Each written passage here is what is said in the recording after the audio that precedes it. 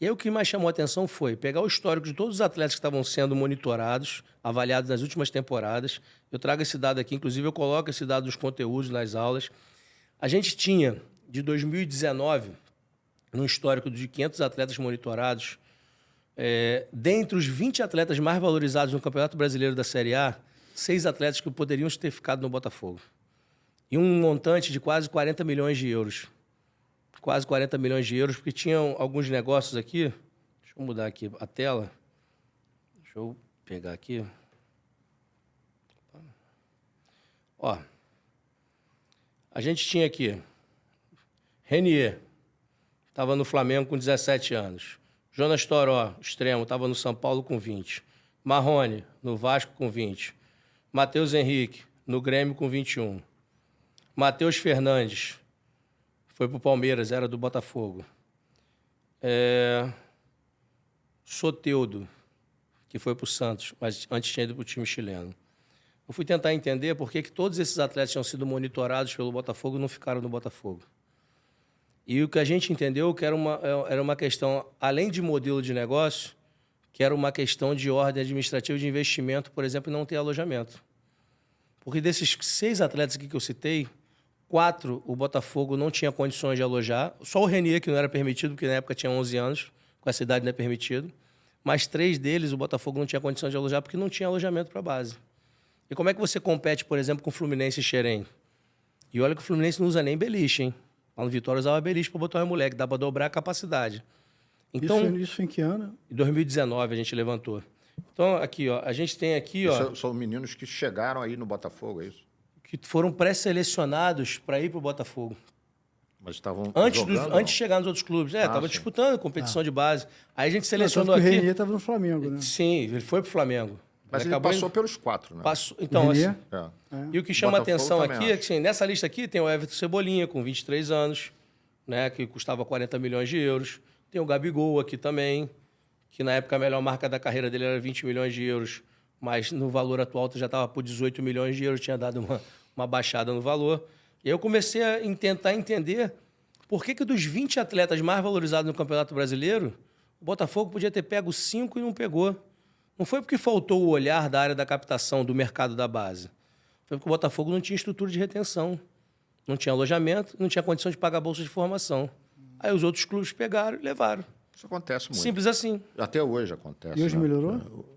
Melhorou, mas Bom, acontece. eu não estou lá dentro agora, né? Mas a ideia é que se faça uma projeção de investimento O Palmeiras, também. Quem é a melhor- O Palmeiras vem revelando muito, né? Eu vou fazer E uma muito por pergunta conta disso, né? dividida em duas partes. A pergunta tem 2 respostas. Quem é a melhor base hoje do Brasil? E essa resposta ela vai ser dividida em termos de entregar performance para o clube principal. E a segunda é para vender, para que gera mais caixa para o clube. Sim. Essa é uma pergunta complexa, porque o que eu vou colocar aqui, pouca gente está tendo atenção a isso. Palmeiras, né? Sem dúvida nenhuma, hoje é o Palmeiras. Tanto está entregando jogadores para ter o retorno técnico dentro da equipe principal, quanto também o retorno financeiro. Venderam aí Estevão, Hendrick, Luiz Guilherme, muito bem vendido, né? Isso aí é uma ordem de quase 150 milhões de euros, né? Pois é. É bastante dinheiro, né? Então, assim, eu acho que, logicamente, tem vários aspectos que fazem o Palmeiras hoje ser a melhor base do Brasil e tal. Não só o trabalho que é muito bem feito lá pelo João Paulo, mas aspecto financeiro, que ajuda muito. Então, essa questão que você acabou de citar aí, ele acabou de falar, tem uma estrutura aqui, eu ganho ajuda de custo, eu tenho aonde morar e etc. Tenho uma condição, eu vou para lá, entendeu?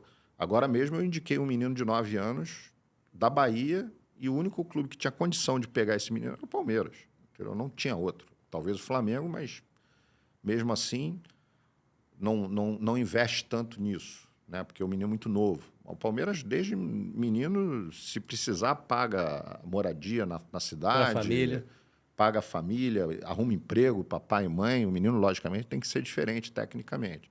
Mas eles fazem isso. Então, isso gera, evidentemente, um resultado futuro. O que eu quero chamar a atenção, cara? Que é o que vem acontecendo no futebol. Palmeiras e Flamengo, vocês vão concordar comigo, são os 2 clubes que hoje se arrumaram financeiramente primeiro que todos. São associações, né? Ambos são associação, não são SAF. Mas se arrumaram e, evidentemente tiveram resultado. O objetivo e a meta desses clubes é título. Futebol profissional é título, não tem outro objetivo, né? A não ser que você não tenha elenco para conquistar o título. Aí você pode ter outros objetivos dentro do campeonato. Mas, a princípio, Flamengo, um clube como Flamengo, um clube como Palmeiras, quer conquistar o título. Quando eles atingiram a meta, e aí entra uma questão que é profunda e que pouca gente está atentando para isso. Eu tive com o Anderson Barros, por exemplo, lá no Palmeiras, conversando sobre isso, e ele falou: Brasil, é isso. O que aconteceu quando o Palmeiras atingiu a meta e os objetivos? Os elencos ficam muito mais caros. Por quê? O treinador que ganhava X vai passar a ganhar Y na renovação de contrato, porque ele vai continuar. E o Abel está lá há 5 anos, 6 anos, sei lá quanto tempo está. Mais longevo hoje. Os jogadores, eles passam, numa renovação, a querer uma luva alta, a um salário muito maior. Então, tem jogadores no Palmeiras que ganhavam 4 vezes menos do que ganham hoje. E ninguém atentou. E pode sofrer uma depreciação técnica também, que o tempo vai passando. Lógico. Às vezes o cara vai... O Flamengo também aconteceu isso. Sim. Se você olhar o Flamengo, você vai ver a mesma coisa. O que aconteceu? O Palmeiras, ninguém atentou para isso. O Palmeiras ficou praticamente 3 a 4 anos sem contratar ninguém. Ninguém atentou para isso. Por quê? Porque ficou muito caro. O time ficou muito caro. Assim como o Flamengo também é um time muito caro. O Flamengo arrecada 1 bilhão por ano. Tá bom, mas, se você tem uma folha salarial de 40 milhões, a gente já está falando de mais de 500 milhões só de folha salarial no ano. Entendeu? E você tem um custo operacional muito alto. Não só para o futebol, como para o clube. A gente gravou aqui com o BAP e ele falou: o Flamengo arrecada 1 bi 300, ele gasta 1 bi. É isso, pô. Gasta 1 bi. É isso. As pessoas acham que isso é jogo do caixa, entra livre. Desde que sobra de 200 a 200 para o futebol, sobra 100. É exatamente isso. E aí eu vou chegar na conclusão que eu quero chegar. O que aconteceu? O Palmeiras ficou 3, 4 anos porque ficou um elenco muito caro. Por isso ele não contratou. Quando é que ele fez caixa? Ele fez caixa quando ele vendeu os meninos. Quando ele vendeu a base, eles fizeram caixa. Eles puderam contratar. Contrataram agora alguns jogadores, Maurício e outros mais. Enfim, o que vai acontecer? O que vai acontecer? E isso, eu estou falando do Palmeiras. Aí o Palmeiras, ok. Gostou desse corte? Então se inscreva na sua resenha. As melhores histórias estão aqui e com a sua inscrição, o nosso conteúdo vai chegar para mais pessoas. Não custa nada. Só clicar.